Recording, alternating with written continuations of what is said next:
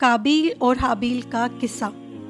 ویسے تو قرآن پاک میں کابیل اور حابیل ان دونوں ناموں کا کہیں ذکر نہیں، اور قرآن پاک میں اس قصے کو آدم کے 2 بیٹوں کے نام سے بیان کیا جاتا ہے، لیکن روایات اور احادیث میں اس قصے کو کابیل اور حابیل کے نام سے منسوب کیا جاتا ہے۔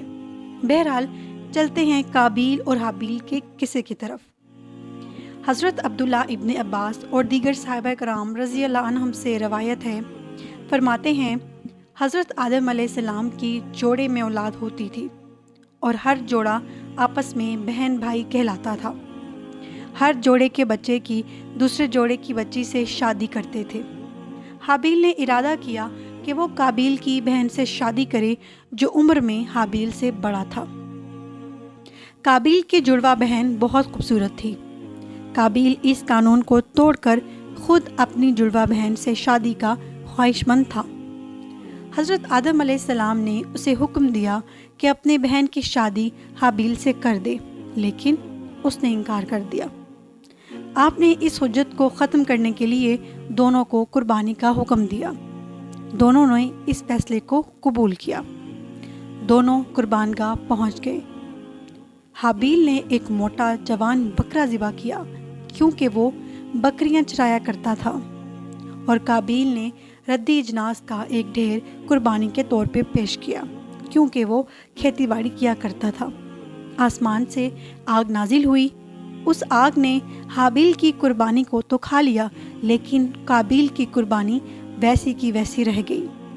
اس زمانے میں قربانی کی قبولیت کا اندازہ اسی طرح لگایا جاتا تھا کہ آگ آسمان سے نازل ہوتی تھی اور قربانی کو کھا جاتی تھی۔ اگر آسمان سے آگ نازل نہ ہوتی اور قربانی کو نہ کھاتی تو اس سے اندازہ لگایا جاتا تھا کہ قربانی قبول نہیں ہوئی۔ بہرحال کابیل اس پر ناراض ہو گیا اور غصے سے کہنے لگا کہ میں تجھے قتل کر دوں گا تاکہ تو میری بہن سے شادی نہ کر سکے۔ حابیل اس پر بولا، اس میں غصے کی کون سی بات ہے؟ قربانی تو صرف متقیوں کی قبول ہوتی ہے۔ ابو جعفر ذکر کرتے ہیں کہ جب دونوں بھائیوں نے قربانی کی تو حضرت آدم علیہ السلام وہاں موجود تھے اور ان کی قربانی کی مقبولیت کی دعا کر رہے تھے، لیکن جب حابیل کی قربانی قبول ہوئی اور کابیل کی رد کر دی گئی تو کابیل نے کہا، اے ابا جان، قربانی کی قبولیت حابیل کے تقوی اور حق بجا ہونے کی وجہ سے نہیں، بلکہ یہ صرف آپ کی دعا کی برکت کی وجہ سے ہے۔ آپ نے حابیل کے لیے تو دعا کی مگر میرے لیے دعا نہیں کی۔ مختصر یہ کہ کابیل سرکشی پہ اتر آیا تھا اور اپنے بھائی کو قتل کرنے کی دھمکی دینے لگا۔ ایک رات حابیل نے چراگاہ سے آنے میں دیر کر دی تو حضرت آدم علیہ السلام نے کابیل کو بھیجا کہ دیکھیے حابیل نے دیر کیوں کی ہے۔ جب کابیل چراگاہ میں پہنچا تو حابیل وہاں موجود تھا۔ کابیل نے بحث شروع کر دی کہ اب بتاؤ آپ کی قربانی قبول کیوں ہوئی اور میری قربانی قبول کیوں نہیں ہوئی؟ حابیل نے جواب دیا، بے شک اللہ تعالیٰ متقیوں کی قربانی قبول کرتا ہے۔ اس پر کابیل کو غصہ آ گیا اور اس نے ایک بڑے پتھر سے اپنے بھائی کے سر کو کچل دیا، جس سے اس کی موت واقع ہو گئی۔ بعض مفسرین نے لکھا ہے کہ حابیل سویا ہوا تھا اور اس پر یہ حملہ اچانک کیا گیا تھا۔ بعض اہل علم یہ بھی کہتے ہیں کہ کابیل نے اپنے سوتے بھائی کا گلا دبایا اور اسے درندوں کی طرح کاٹ کھایا، جس سے اس کی موت واقع ہو گئی۔ واللہ عالم۔ جب حابیل قتل ہو گیا تو 1 سال تک کابیل اس کی لاش کو کندھوں پر اٹھائے پھرتا رہا۔ بعض کہتے ہیں کہ وہ 100 سال تک لاش کو اٹھائے پھرتا رہا، حتیٰ کہ اللہ نے 2 کوے بھیجے۔ وہ دونوں کوے سگے بھائی تھے۔ دونوں کابیل کے سامنے لڑے۔ ایک نے دوسرے کو قتل کر دیا۔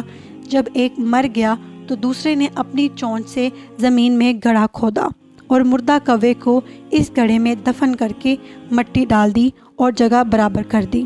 کابیل دیکھ کر کہنے لگا، ہائے افسوس، میں تو کوے سے بھی عاجز نکلا کہ اس طرح اپنے بھائی کی لاش کو دفن نہیں کر سکا۔ کابیل نے فوراً ایک گڑھا کھودا اور اپنے بھائی کی لاش کو اس میں دفن کر دیا۔ حضرت آدم علیہ السلام اپنے بیٹے حابیل کی موت پر بہت افسردہ ہوئے۔ علماء فرماتے ہیں کہ کابیل کو اس جرم کی فوراً سزا مل گئی، اس کی پنڈلی ران سے جڑ گئی اور اس کا منہ سورج کی طرف ہو گیا۔ جس طرح سورج گھومتا قابیل خود بخود گھوم جاتا۔ چونکہ اس نے حسد کیا، اپنے بھائی سے خواہ دشمنی کی اور اس کے قتل میں عجلت سے کام لیا، اس لیے اسے فوراً اس کے جرم کی سزا دے دی گئی۔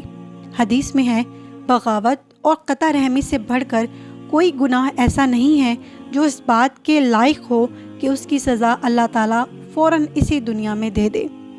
اللہ تعالیٰ سے دعا ہے کہ وہ ہم سب کو دین حق پر چلنے کی توفیق دے۔ آمین۔